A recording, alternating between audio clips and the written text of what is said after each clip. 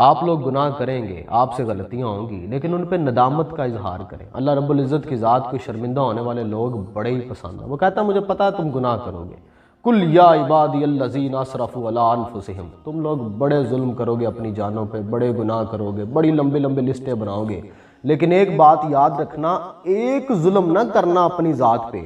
چاہے تم نے جتنے بھی گناہ کیے ہوں، زمین سے لے کے آسمان تک لمبی فہرست تیار کر لی ہو، ایک ظلم نہ کرنا اپنی ذات پہ۔ لا تقنطوا من رحمت اللہ، اور میری رحمت سے مایوس نہ ہونا، میں بڑا بے نیاز ہوں، رحمان اور رحیم اور کریم ہوں، مجھے کوئی فرق نہیں پڑتا اگر میں بخشنے پہ آ جاؤں، اگر میں مہربانی کرنے پہ آ جاؤں، مجھے کوئی فرق نہیں پڑتا۔ تم لوگوں نے بس مایوس نہیں ہونا۔ اس کی ایک بڑی وجہ، آپ 100% پرفارم نہیں کر سکتے، ایک بڑی وڈی بلا ہے جی ساڈے پیچھے پئی ہے، جہدا نام شیطان ہے، اور وہ کوئی ایڈی کمزور جی پرسنالٹی نہیں ہے گی۔ ایتھے عام بندیاں سٹیٹس نہیں لائے ہوندے واٹس ایپ تے، میری انا کا یہ تقاضا ہے، میرا دشمن میرے معیار کا ہو۔ تو جس نے دشمنی اللہ رب العزت کے ساتھ مول لی ہوئی ہے، آپ کو لگتا ہے کہ وہ کوئی کمزور سی پرسنالٹی ہے؟ آپ اس کی آٹو بایوگرافی تو پڑھ کے دیکھیں شیطان کی، شیطان ہونے سے پہلے تک، جب تک اس کا نام عزازیل رہا ہے، آپ اس کی آٹو بایوگرافی پڑھیں، آپ کو پتہ لگ جائے گا۔ زاہد، عابد، والی، تقی، قبازیل، استاد الملائکہ عزازیل، اتنے بڑے بڑے ٹائٹل تھے اس کے۔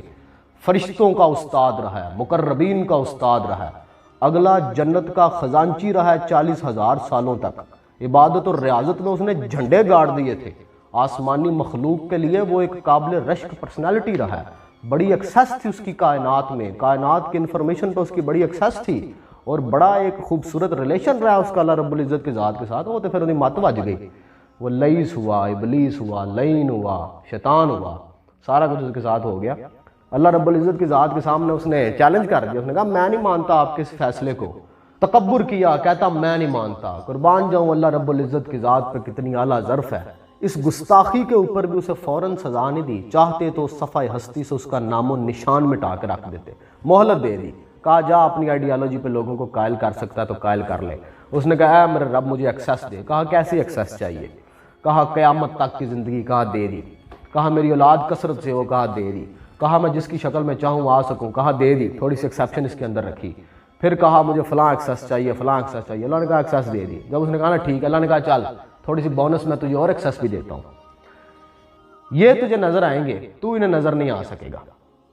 ان کے مال میں تیرا حصہ ہوگا، تیرے مال میں ان کا کوئی حصہ نہیں ہوگا، میں تجھے ایکسیس دیتا ہوں ان کے دل تک، ان کی دماغ تک، ان کے خون کی رگوں تک ایکسیس دیتا ہوں۔ اس نے کہا میں پھر ان پہ حملے کروں گا، نیچے سے، اوپر سے، آگے سے، پیچھے سے، اور میں انہیں بہکاؤں گا، میں انہیں قائل کر لوں گا اپنی آئیڈیالوجی پہ۔ اللہ تعالیٰ نے کہا ہاں تو کرے گا حملے، ان میں سے بہت سو کو تو ڈاچ بھی کروا دے گا، لیکن میرے ان بندوں کا تو کچھ نہ بگاڑ سکے گا جو اخلاص والے ہوں گے۔ پھر دیکھیں نا اللہ کے بندوں نے کیسی کیسی پرفارمنس دی ہے۔ اخلاص بیسیکلی ایک کیفیت کا نام ہے،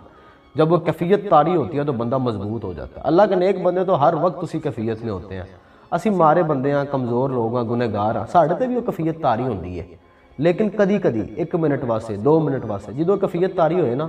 تو اللہ رب العزت سے دعا کرنی چاہیے کہ بندہ اس کیفیت کے اندر پھر پرفارم کر دے، اس کی دعا کرنی چاہیے۔ کبھی کبھی طاری ہوتی ہے۔ بڑے دن پہلے نا میں رات کو موبائل چلا رہا تھا، میں 5-6 گھنٹے موبائل چلایا لگاتار،